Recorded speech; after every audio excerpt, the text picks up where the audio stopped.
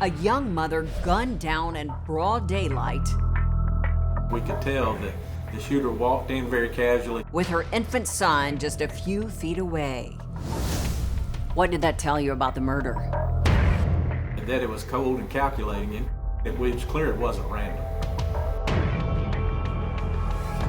Police searching for answers. How did it feel watching your daughter's killer leave the scene? It was like watching evil and nothing you could do about it. A bitter custody dispute would bring the killer into focus. So you thought it was possible he could have hired a hitman? Knew that there was a contention in this divorce. And reveal the ultimate betrayal. We never would have guessed the person that it turned out to be.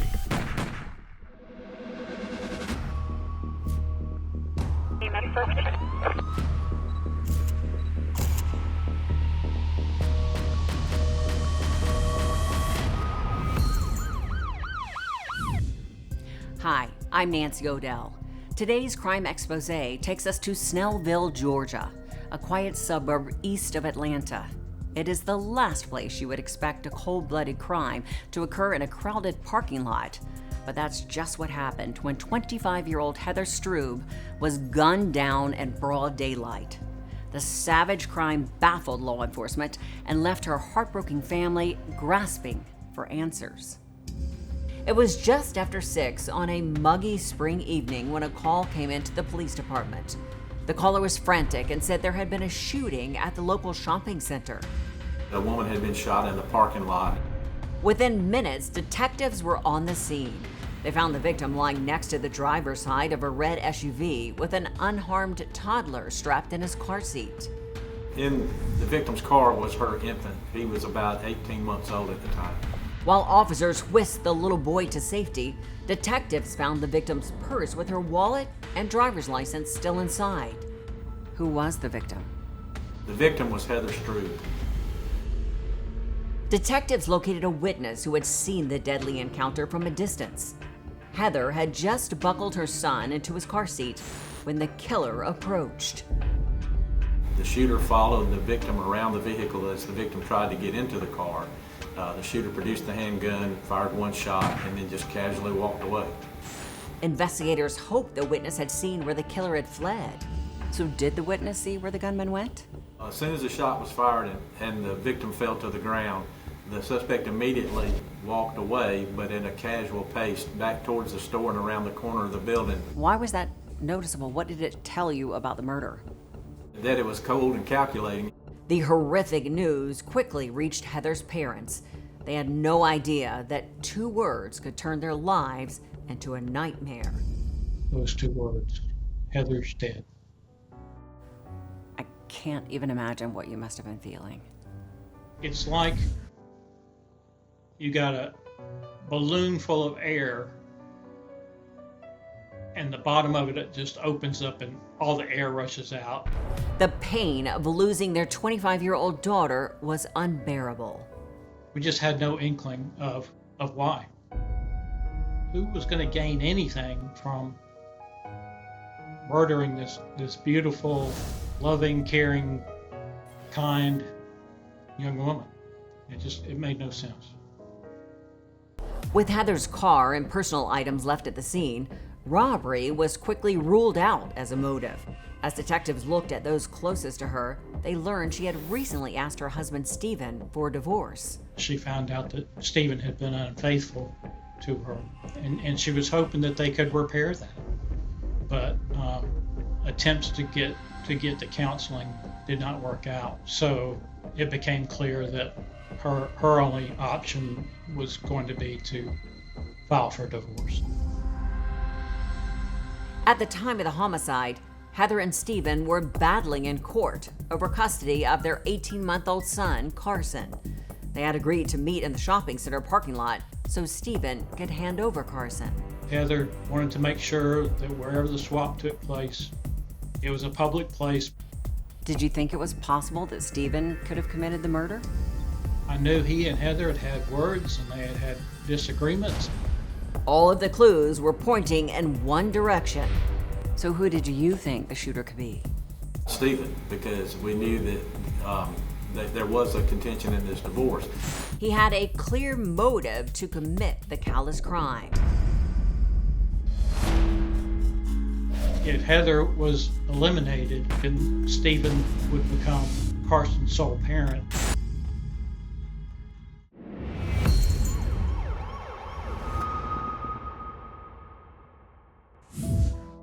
"25-year-old Heather Strube had been gunned down in a crowded parking lot, and Heather's devastated family was struggling to cope with the shocking tragedy.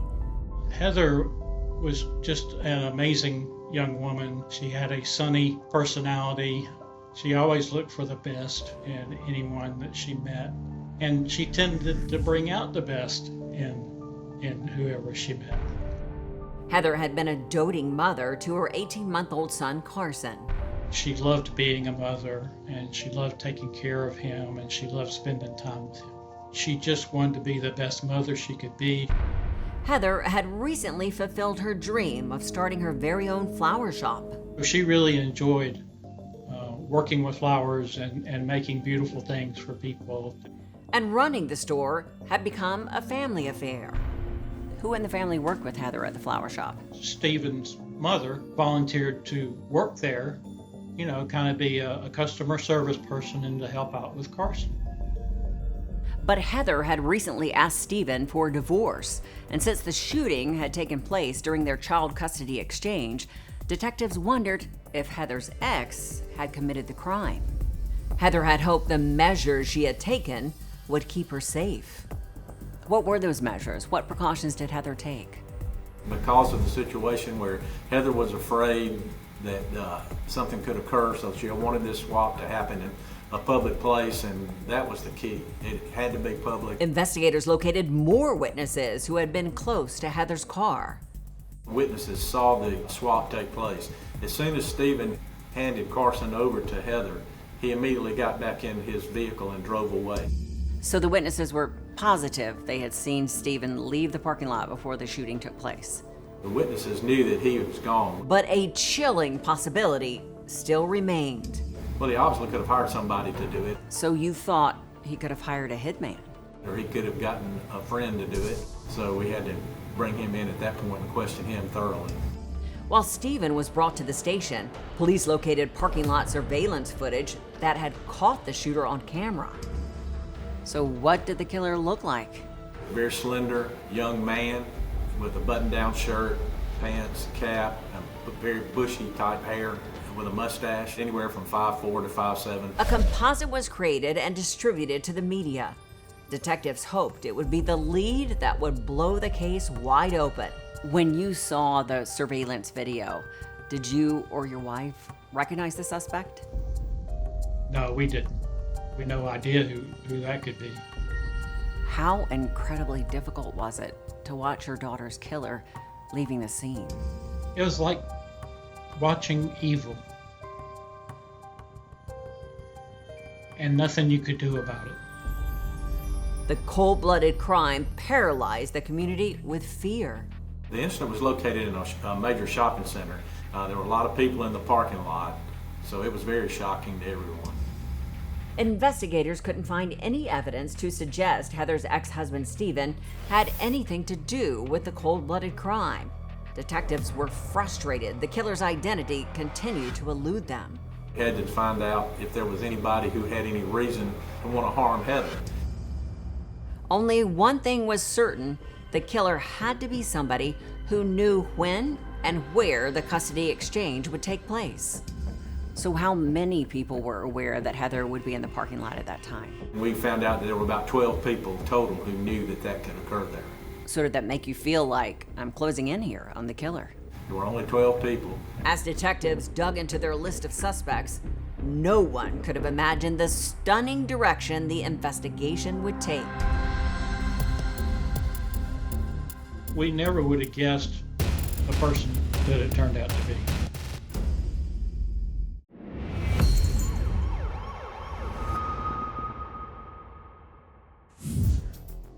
Detectives investigating Heather Strube's homicide had narrowed down their list of possible suspects to 12. So you felt positive at that time that it had to be one of those 12 people who knew that Heather would be in the parking lot at that time picking up her son. It narrowed the focus. We knew exactly where we needed to look. It certainly directed how we proceeded with the investigation. And then a tip came in that would help law enforcement crack the case. A witness had seen the suspect from the composite fleeing the scene. And did that witness get a good look at the killer's vehicle? He had seen this white Ford F-150 older model pickup truck behind the shopping center. He also saw the person who got in it and felt it was a disguise. There must have been some reason that the witness thought this was a disguise. It was like a Sonny Bono wig. It had this sort of wild sticking out hair. And even the mustache was a little crooked. And only one person on the suspect list drove that exact type of truck. And who was that? Stephen's mother, Joanna Hayes. So was the body type of the suspect in the video similar to Joanna Hayes? She matched the physical description of the person. Even though all the witnesses said it was a man, there was a lot about it that made us believe, based on the size after viewing the video, that it was either a woman or a younger teenager, someone who was pretty small. So all those things together led us to believe that she was the one who did it, but we didn't have any direct evidence at that point. When detectives showed Heather Strube images of Heather's killer, they seemed to hit him hard. As he looked at it, you could see his body language and how he responded to it. And the investigator asked him, said, "You know who that is?" And did he admit that the killer was his own mother? He basically says, yes, that's her. That was her walk that he saw in the parking lot that day from the video. So he was convinced at that point that she was the one who did it.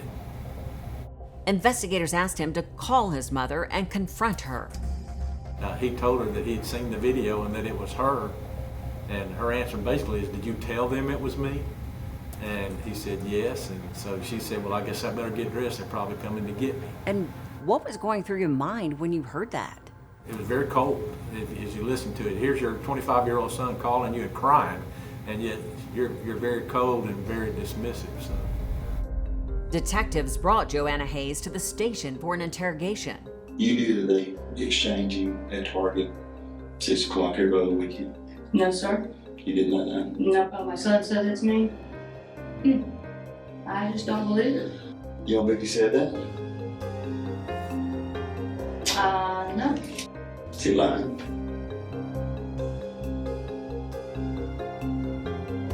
I don't know, maybe we need to go get his glasses. So when you asked her point blank if she was the one who had murdered Heather, what did she say? She just would say, "I didn't have any reason to do that. Why would I want to do that?" Armed with a warrant, forensic experts searched her truck. Did they find any evidence in the truck? Found one fiber in the truck that was similar to what could have been from a wig. They scoured her home looking for the disguise the killer had been wearing. We never found it. But at that point, did you still have enough evidence against her? Everything that we had was totally circumstantial. There's no one piece of evidence that pointed directly to say she's the one who did it, but everything together, it meant that she was the only one who could have done it. Joanna Hayes was placed under arrest. Why do you think Joanna Hayes murdered your daughter? The assumption all along was that she would be able to basically be Carson's mother. Even though she was the grandmother, she would be the one driving the ship that Carson was on. So when you process this motive, it must have sickened you. It was just so hard to believe. If you cared anything about your grandchild, wouldn't you care that he was being able to be raised by his own mother? Didn't you consider what kind of damage that would do to that child? But prosecutors knew the trial could be an uphill battle. It was going to be a very difficult prosecution. The courtroom was silent as Heather Strube, the prosecutor's star witness, took the stand and testified against his own mother. What went through your mind when, in court, under oath, he said his mother is the one who shot your daughter? I was surprised that he actually did it, that he actually identified her. He owed that much to those of us that were still alive, and particularly owed it to Heather. to be truthful. Prosecutors were convinced his powerful testimony had solidified their case. I think it would be difficult for a juror to think that a son would believe that if she hadn't been the one who did it. You wouldn't say that your mother did it if you didn't really believe it. Joanna Hayes took the stand in her own defense. Prosecution used your son's own words against you. And now he's got to live with that. They told him repeatedly, call your mom, do this, and we will go help you get your son. What did you think or feel when she said she was miles away when the murder happened? She had her story, and she was sticking to it, and no sign of remorse. I know I haven't done anything wrong with no physical evidence to put me at the scene, or no DNA to put in anything that I own. The fact that every eyewitness said no, I can't identify her sitting in a courtroom today. She wouldn't admit to anything. But the jurors weren't buying it and came back with their verdict, guilty. When that verdict was read, what did you and your wife do? We put our heads down and we cried because of how senseless and how unnecessary this had been. And thank God that it was over. Heather's loved ones will be forever grateful to law enforcement who refused to rest until their daughter's killer was brought to justice. We were so appreciative of the legal system in the county. The DA and the assistant DA had been wonderful to us, along with the police and the investigators, and they figured it out. But nothing will ever replace their vivacious and beautiful daughter. In an instant, her life was cut brutally short, along with her hopes and dreams of raising her precious little boy. Well, since a daily reminder of her lives with me in the form of Carson, my grandson, and the things I see in him that I saw in her, it's a blessing, but it's also heart-wrenching. I just wish she could be here to see him.